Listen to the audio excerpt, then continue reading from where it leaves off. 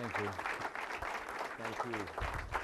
Thank you, sir. Thank you, Mr. President. Muchas gracias, señor presidente. Thank you very much for coming, Muchas and gracias thank por you for joining a conversation with a man who is leaving public office in end of November into December. But we want to talk, Mr. President, thank you for coming.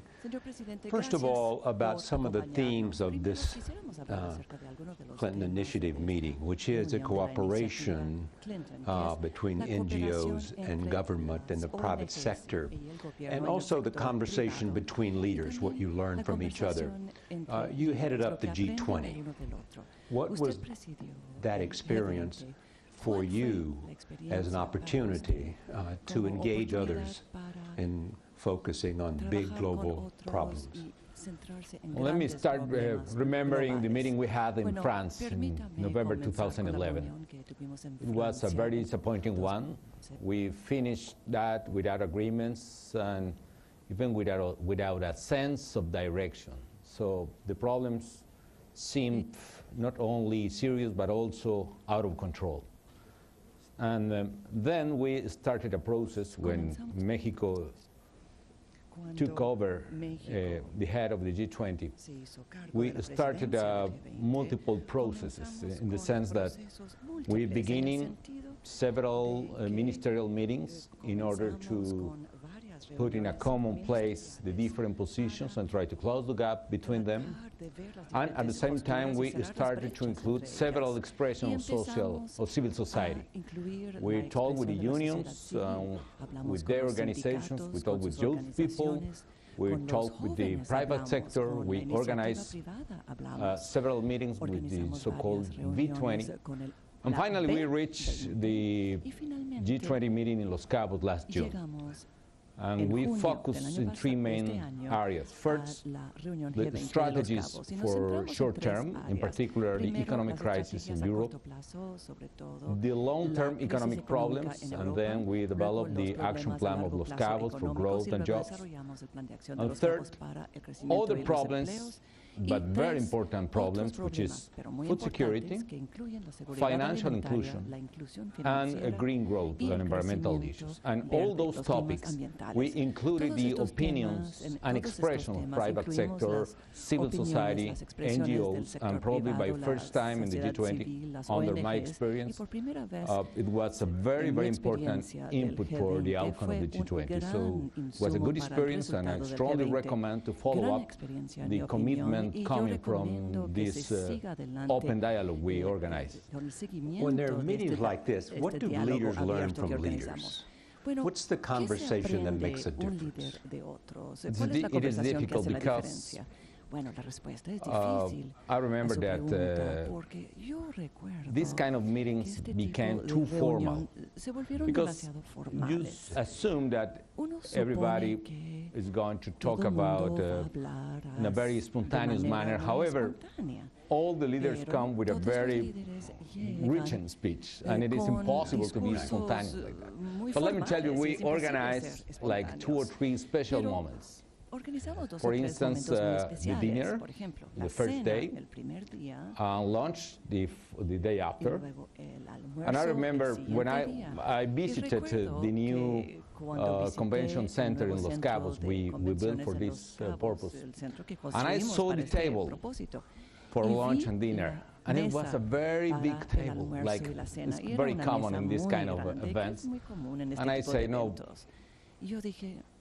it isn't going to work. So we need a closer and smaller table. So we were almost few centimeters each other, and we started to talk spontaneously.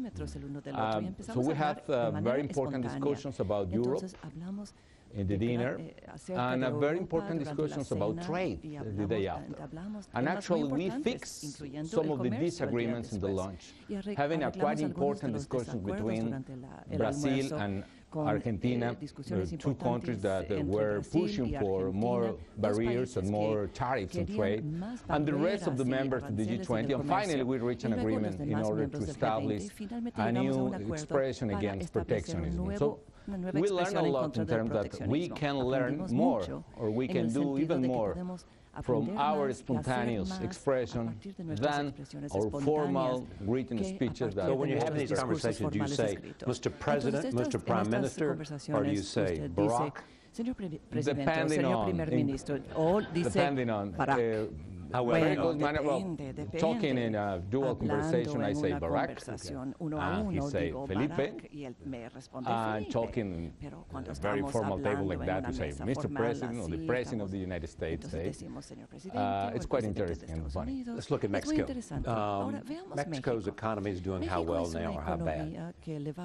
Well, doing well, right? I received today the reports of July, and again, the economic growth was bigger than expected, 4.7 for July.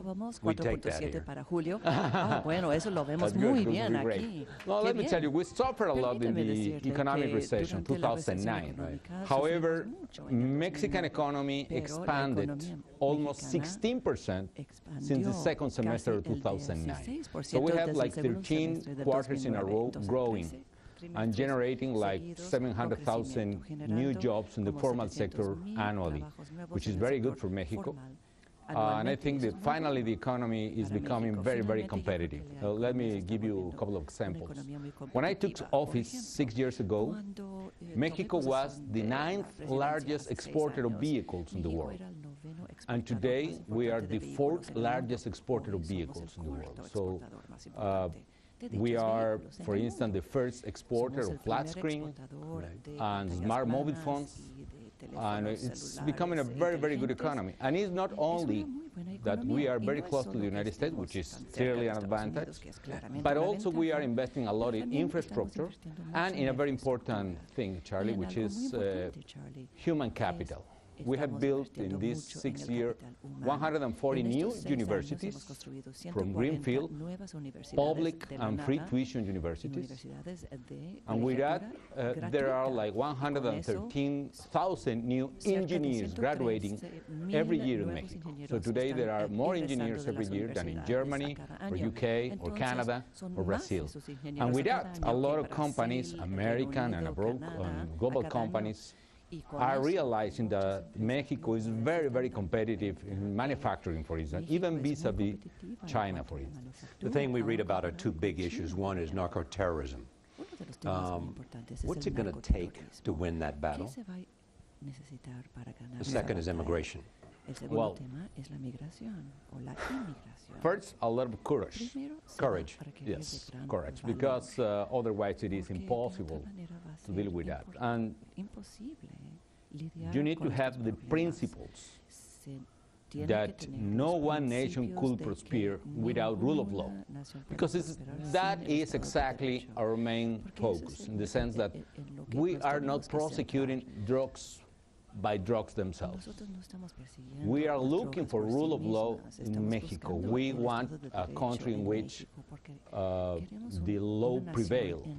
Otherwise, it will be impossible to prosper or to have a fairer society.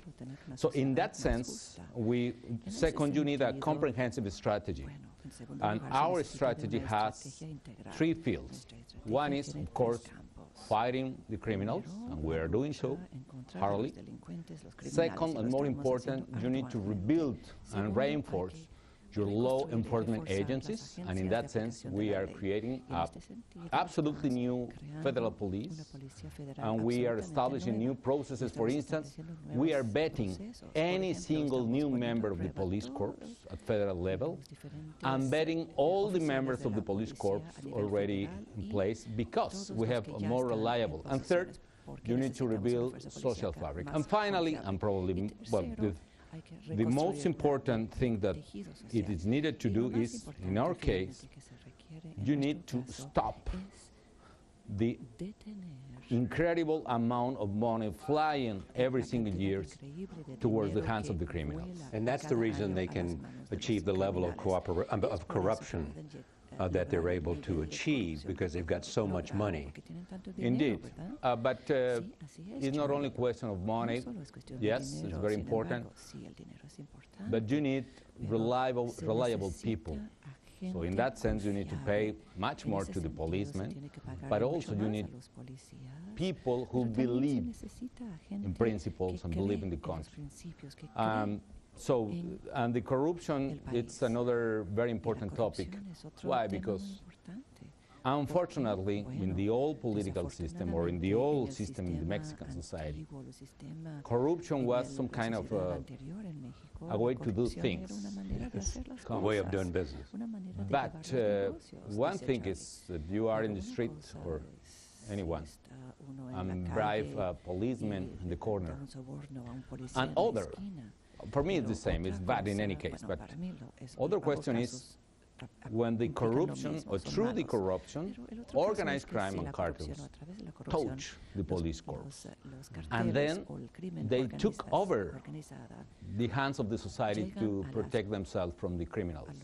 That's the problem. So that's the reason why we are in a process to rebuild the law enforcement institutions, to clean up the police corps, to put in jail, or at least in the street, the people involved with criminals and so on. And America doesn't help the problem because of the demand from the United States, as well as the fact that guns are flowing from the United States into Mexico. A lot of factors. Well, one is part of a problem, or the big part of our problem is that we are living in a neighborhood in which the largest consumer of drugs in the world is our neighbor.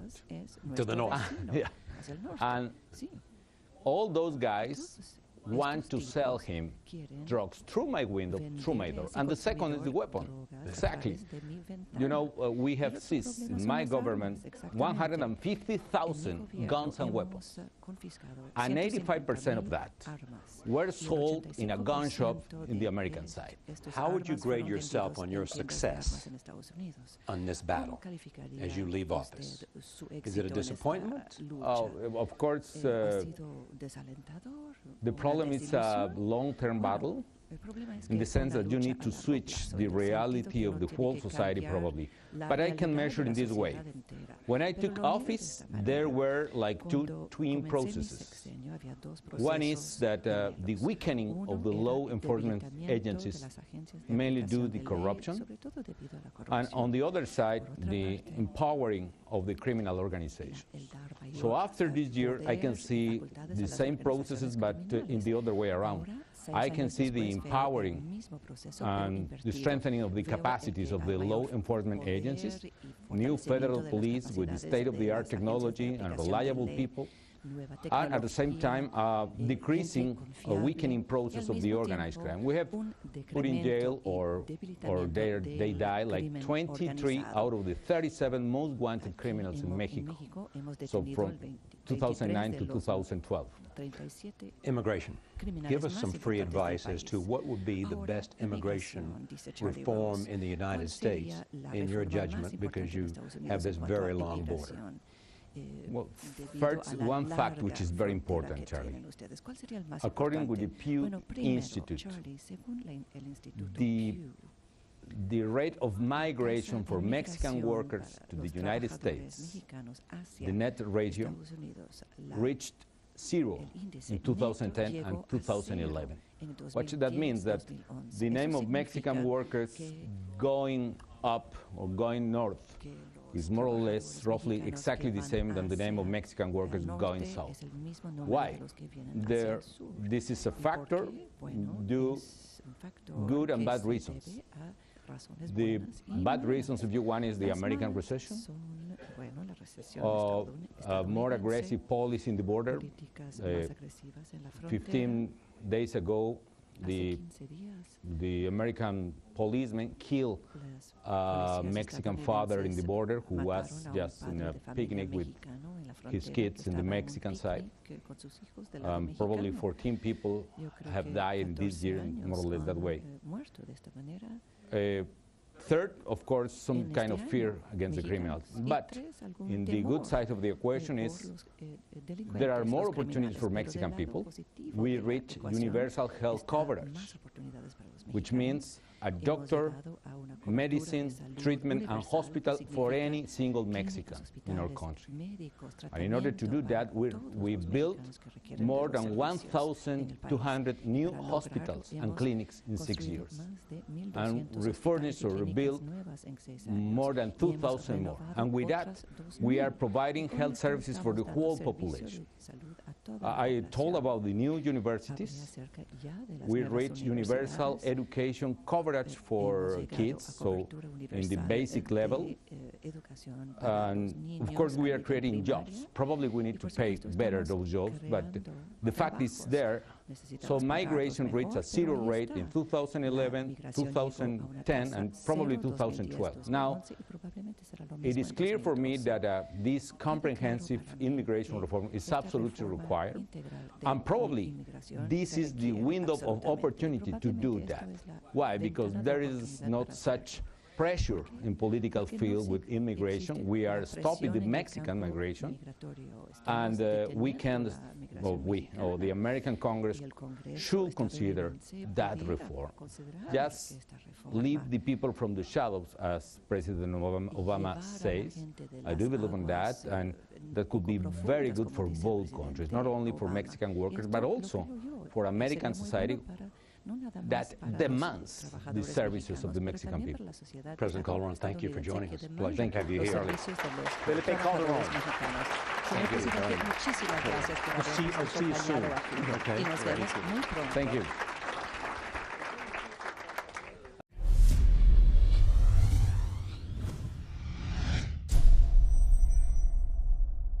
Problems. Well, let me start remembering the meeting we had in France in November 2011. It was a very disappointing one. We finished that without agreements and even without a sense of direction. So the problems seemed not only serious but also out of control.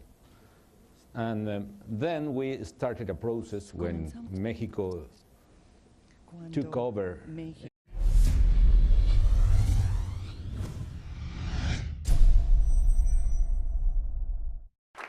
Thank you. Thank you. Thank you, sir. Thank you, Mr. President. Thank you very much for coming, and thank you for joining a conversation with a man who is leaving public office in end of November into December. But we want to talk, Mr. President, thank you for coming. First of all, about some of the themes of this Clinton Initiative meeting, which is a cooperation between NGOs and government and the private sector, and also the conversation between leaders, what you learn from each other. You headed up the G20.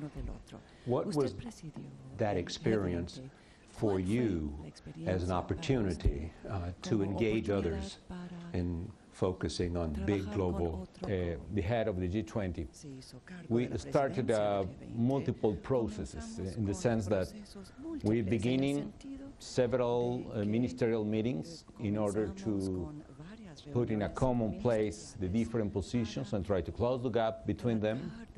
And at the same time, we started to include several expressions of civil society. We talked with the unions, with their organizations, we talked with youth people, we talked with the private sector, we organized several meetings with the so-called V20. And finally, we reached the G20 meeting in Los Cabos last June. And we focused in three main areas. First, the strategies for short term, in particular the economic crisis in Europe, the long-term economic problems, and then we developed the action plan of Los Cabos for growth and jobs.